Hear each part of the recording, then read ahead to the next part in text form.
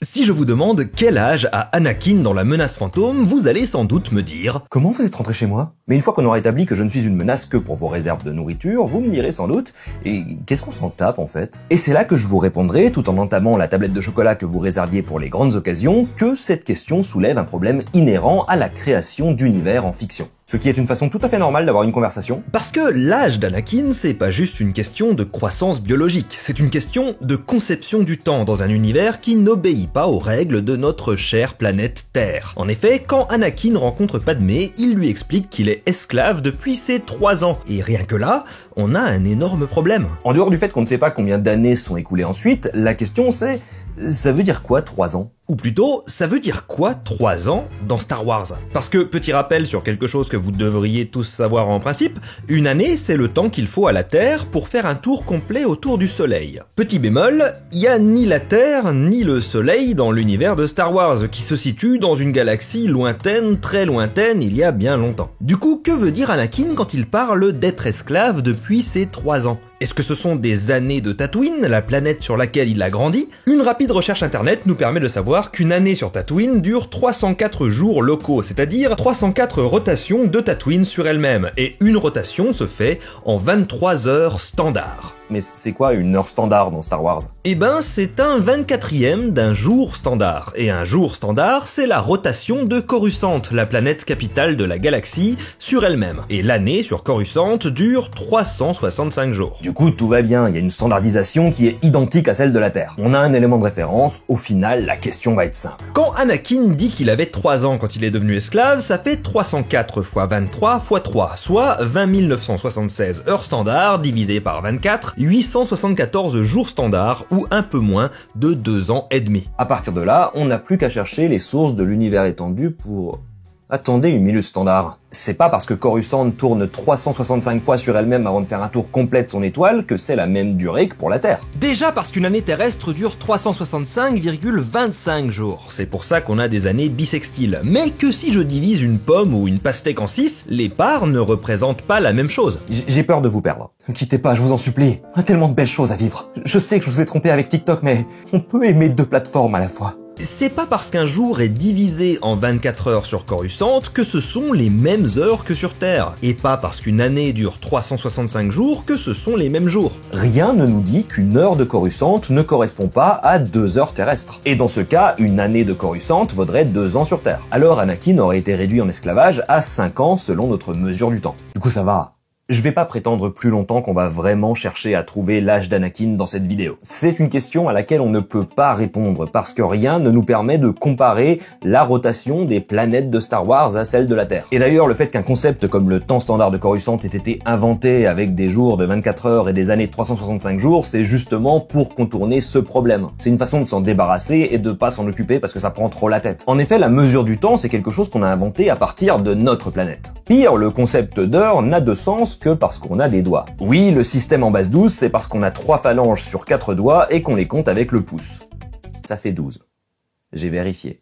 D'abord, on a divisé la journée en jours et en nuits, et ensuite on a divisé ces périodes en 12, parce qu'on les comptait avec notre petite mimine. D'ailleurs, vu que les journées n'ont pas des durées fixes, ça signifie que pendant très longtemps, les heures non plus n'avaient pas de durée fixe. Elles étaient plus ou moins courtes ou longues selon les saisons. En tout cas, quand on les mesurait avec un cadran solaire. Notre conception du temps est une perception humaine et terrestre. Dès qu'on quitte notre planète ou notre réalité, notamment quand on écrit de la science-fiction ou de la fantasy, on se retrouve détaché des concepts qui nous sont familiers pour décrire le temps qui passe. Alors aujourd'hui, je voudrais qu'on se pose quelques questions sur ce que ça veut dire dans nos récits, dans notre création d'univers et comment on peut se débrouiller pour gérer ce casse-tête. Et vous allez voir, il n'y a pas que l'astronomie et l'anatomie qui vont vous casser le crâne. Mais avant d'aller plus loin, je vous demande 90 secondes terrestres pour vous parler du sponsor de cette vidéo. Cette vidéo vous est présentée en partie par CyberGhost VPN. Vous le savez, je travaille avec CyberGhost depuis des années et j'utilise leur VPN quotidiennement. Il me permet de chiffrer ma connexion et d'éviter que mon fournisseur d'accès ne suive ce que je je fais sur internet. Et plus le temps passe, plus ça devient indispensable. Avec plus de 100 emplacements, CyberGhost peut aussi vous permettre de contourner les blocages géographiques de plus en plus nombreux. Cette fonctionnalité vous permet de débloquer les contenus restreints géographiquement sur plus de 40 plateformes de VOD, par exemple Netflix, Amazon Prime, Disney+,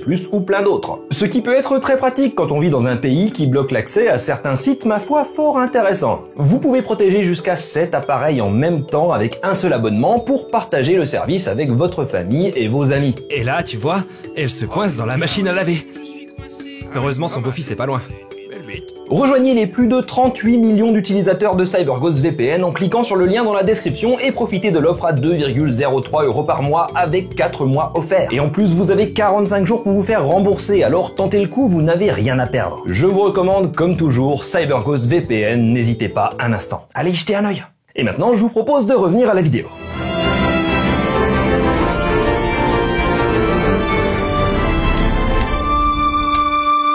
J'ai d'abord pris Star Wars comme exemple parce que c'est un univers complètement détaché du nôtre. Mais souvent, en science-fiction, on se place dans le futur de la Terre et donc, cet élément de référence existe. On pourrait croire que ça simplifie les choses. Mais encore une fois, dès qu'on quitte notre belle planète bleue, ça devient le bazar. Premièrement, on va revenir sur l'anatomie. Ces petites mimines, elles ont évolué comme le reste de notre corps sur Terre pendant des millions d'années. Des milliards même, techniquement, on a évolué à partir des premières formes de vie. Et on a évolué pour s'adapter au rythme de notre planète. Alors, en effet, la rotation de la Terre s'est ralentie durant ces milliards d'années, mais si lentement qu'on s'y est adapté au fil de l'évolution. Le fait est que nous avons développé une horloge interne, un cycle circadien qui est adapté au cycle du jour et de la nuit sur Terre. On est réveillé le jour, on dort la nuit. Et ouais, j'ai pas peur de dire les vérités qui dérangent, moi. Le sommeil est un besoin vital qui est régi par la luminosité et qui s'est construit sur le rythme des jours terrestres. On a évolué pour se lever et se coucher avec le soleil. Un rythme qu'on a complètement flingué depuis la révolution industrielle avec l'éclairage nocturne, les alarmes de réveil et les fameux changements d'heure. L'homme moderne dort mal, ce qui mène à de nombreux soucis de santé liés à la fatigue, stress, anxiété, dépression, troubles cardiovasculaires. Un cycle circadien déréglé, ça nous défonce. C'est pour ça que le jet lag, ça tabasse parce qu'on se prend ce dérèglement d'un coup. Et ça, c'est de base en restant sur notre planète où il y a encore des points de référence essentiels à notre fonctionnement. Quand on quitte la Terre, il n'y a plus de jour ou de nuit. La luminosité dans l'espace est toujours la même. C'est un premier problème dans un voyage spatial. Il va falloir simuler le jour et la nuit pour correspondre au rythme du corps. Généralement, en science-fiction, les vaisseaux spatiaux sont capables de faire ça. Mais qui dit voyage spatial dit destination. La planète ou le satellite sur lequel on arrive a peu de chances d'avoir un rythme similaire à celui de la Terre. Même sur Mars, qui en est très proche, un jour dure 25 heures. Et une heure de décalage cumulée jour après jour, ça peut suffire à défoncer un cycle circadien. En vrai, ça peut expliquer pourquoi il y a souvent des événements violents en science-fiction. Des troubles chroniques du sommeil peuvent causer de l'irritabilité et de l'agressivité. Si tout le monde dormait correctement, le monde se porterait bien mieux. Je vais fonder le parti du sommeil et ensemble, nous dominerons le monde. Autre souci, on en revient à la mesure du temps, vous voyez comme c'est déjà chiant de gérer le décalage horaire entre Paris et New York. Imaginez ça sur plusieurs planètes avec des périodes de rotation différentes pour commencer, mais aussi avec la contrainte principale des lois de la physique, la vitesse de la lumière. La lumière met 1,3 secondes à aller de la Lune à la Terre, c'est l'objet céleste le plus proche et il y a déjà un ping minimum de 1 seconde pour chaque communication. Avec Mars, c'est environ 12 minutes, juste le temps d'envoyer un signal lumineux. Et évidemment, tout ça change parce que Mars n'est pas toujours à la même distance de la Terre, elle s'éloigne et elle se rapproche selon les orbites des deux planètes. Donc le décalage est variable. Et plus on va aller loin dans l'espace, pire ce sera. Autant c'est encore raisonnable de se baser sur le calendrier terrestre quand on est dans le système solaire comme référentiel, même s'il ne correspond à aucune réalité de l'astre sur lequel on se trouve, autant dès qu'on change de système, c'est absurde de se baser sur la rotation d'un astre qu'on ne pourra observer qu'avec des instruments ultra précis. En gros, dans l'espace, personne ne t'entendra crier « Joyeux anniversaire ». Sans mentionner en plus le bazar de l'impact de la gravité sur l'espace-temps parce que je vous ai déjà suffisamment cassé le crâne. Mais des concepts comme l'âge d'un personnage, les dates d'événements, les années, les mois, les semaines, ça devient vite très compliqué quand on est à une échelle interplanétaire, interstellaire, voire intergalactique. Pour parler d'une histoire de SF que j'écris, dans Renégat, j'ai décidé que pour des raisons d'obsession avec la planète Terre, perdue depuis longtemps, on continue d'utiliser un calendrier à 365 jours et 24 heures standard, alors qu'aucune des planètes habitées ne correspond à ça. Ce qui fait que tout le monde dort super mal tout le temps, qu'il y a des soucis techniques en permanence à cause du décalage dans la mesure du temps, et qu'il n'y a plus d'happy hour dans les bars. Mais ça c'est sans doute parce que les commerçants sont des radins. Alors j'ai fait ça parce que c'est drôle, mais aussi pour illustrer les mentalités des personnes qui prennent ces décisions dans cet univers. Un choix symbolique et inefficace construit sur la tradition plutôt que sur la réalité pratique. C'est une humanité complètement déracinée qui refuse d'avancer et de construire quelque chose de nouveau, adapté à sa nouvelle réalité. Elle préfère s'infliger encore plus de souffrance au nom d'un passé disparu depuis longtemps. Lisez Renégat, garantie 100% sans politique. Et le passé, quand on parle de la mesure du temps et des calendriers, c'est assez primordial, puisque tout calendrier est construit sur l'histoire de sa civilisation. Par exemple, notre calendrier grégorien en Occident est un héritage de l'Empire romain. C'est l'église de Rome qui l'a réadapté sous le pape Grégoire, d'où son nom. Mais avant ça, c'était le calendrier julien, nommé en hommage à Jules César. Le mois de juillet lui est d'ailleurs dédié, tout comme le mois d'août est nommé pour l'empereur Auguste. Et comme la tradition chrétienne donnait de l'importance au mois de décembre, on en a fait le dernier mois de l'année, à la place de février. C'est pour ça que septembre est passé du 7e mois, d'où son nom, au 9e, et que le mois à 28 ou 29 jours est le 2e au lieu d'être le dernier. Les Romains nous ont également donné les noms de la semaine. Lundi, lunus dies, jour de la Lune, mardi, jour de Mars, mercredi, jour de Mercure, jeudi, jour de Jupiter, vendredi, jour de Vénus. On a ensuite récupéré samedi, sabbati dies, jour du sabbat des Hébreux, et l'église chrétienne a dédié le 7e jour au Seigneur, Dominus, ce qui évoluera en français en dimanche. Et l'influence des Hébreux a aussi remplacé la semaine de 8 jours en une semaine de 7 jours quand le christianisme s'est répandu dans l'Empire romain. Et la dernière fois que j'ai parlé de ça sur internet, j'ai été inondé par une vague de stupidité. Il n'y a pas d'autre mot. Parce qu'on est venu me faire remarquer que c'était faux. Car samedi, c'est le jour de Saturne. Et dimanche, c'est le jour du soleil. Parce que Saturday et Sunday, donc des mots anglais, c'est une autre langue qui a d'autres racines, une autre histoire. Donc pour compléter, on va faire les jours de la semaine en anglais sur un ton passif-agressif.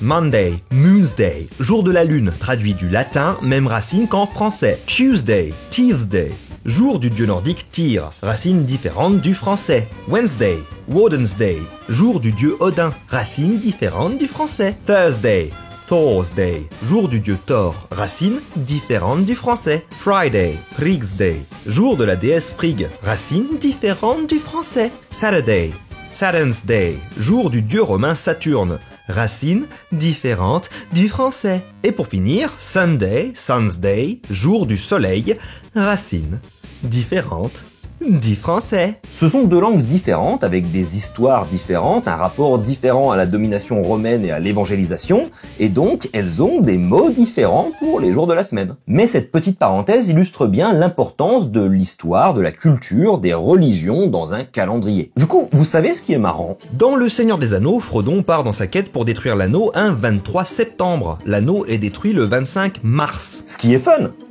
Si. Parce qu'il n'y a pas d'empire romain dans l'univers de la Terre du Milieu, ni de dieu Mars. Le mois de juillet existe, ce qui implique l'existence d'un Jules César, normalement. Le calendrier utilisé est complètement détaché de la réalité historique, culturelle et religieuse de la Terre du Milieu. Alors, dans le cas précis du Seigneur des Anneaux, c'est très bien expliqué par le fait que Tolkien se présente comme le traducteur d'un texte qui vient de cette époque. Donc, ces dates sont une adaptation, tout comme le nom Frodon est une adaptation de son véritable nom, Maora. Je vais sans doute mal prononcer et je vais me faire fumé par les fans du professeur.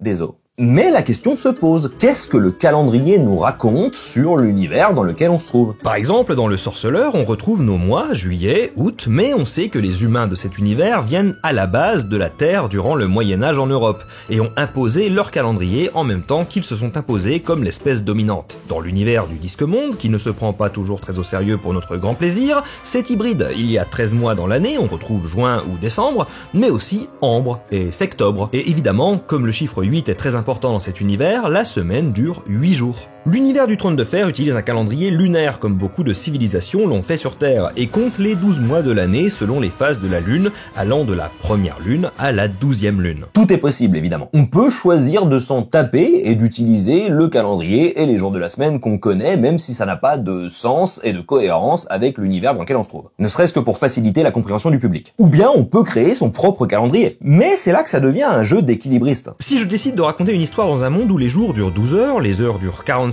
minutes et 1 minute équivaut au temps qu'il faut pour cuire un œuf mollet au niveau de la mer, qu'une semaine dure 5 jours et est donc nommée une quintaine, qu'un mois est calculé selon la rotation des 3 lunes qui orbitent de façon hélicoïdale et biphasique, qu'il y a 8,3 mois dans une année nommés prilune, silune, lune simune, prulune, frulune, soleil, crulune, une et un tiers de mune. Ah, et les jours de la semaine sont des références aux divinités de mon univers, donc évidemment Croque-Dru, Groc-Dru, Lance-Dru, Pro-Dru et Pédru Pascal. Bon bah c'est cohérent dans mon univers, mais pour mes lecteurs ça va être imbitable. À part si ça devient leur intérêt spécifique, ils vont jamais pouvoir se repérer dans le temps. Le souci avec la mesure du temps, c'est qu'on a en tête celle qu'on connaît. C'est un point de référence super important, pour placer les événements, les saisons, mais aussi l'âge des personnages. Genre c'est cool que dans mon univers, un personnage qui a 45 ans en a en réalité 23 en année terrestre. Mais quand je présente un personnage en disant « il a 45 ans », vous allez visualiser un quarantenaire. C'est votre cadre de référence. Donc faut trouver un certain équilibre entre cohérence et familiarité. Il y a la méthode Star Wars, on dit que le standard colle exactement à ce qu'on connaît sur Terre et on n'y réfléchit pas plus que ça. Un jour est un jour, les planètes on s'en fout. Ou alors on peut changer quelques petits points pour ajouter une saveur à son calendrier. Des semaines de 8 jours plutôt que 7. Ou bien le même nombre de mois mais avec des noms différents. On peut s'inspirer des autres calendriers qui existent sur Terre. Parce que le grégorien est devenu le standard via la colonisation et l'impérialisme occidental. Venez pas m'emmerder, c'est factuel. Mais il y a d'autres calendriers qui existent. On est en 2025 selon le calendrier grégorien, mais en 1447 dans le calendrier musulman, ou en 5785 dans le calendrier hébraïque. On est en 4723 du calendrier chinois, et en 2778 du calendrier romain. Si vous voulez vous la jouer révolutionnaire, on est en 233 du calendrier républicain. Et ça, c'est un autre truc que vous pouvez utiliser dans vos histoires. Vous pouvez dire qu'une civilisation de votre univers a un calendrier similaire au nôtre, qui va servir de point de référence, mais que d'autres civilisations ont d'autres calendriers. C'est le cas dans la réalité. Nous sommes en l'an 9 du calendrier tropperien. Seul véritable calendrier, d'ailleurs, tous les autres sont des hérétiques.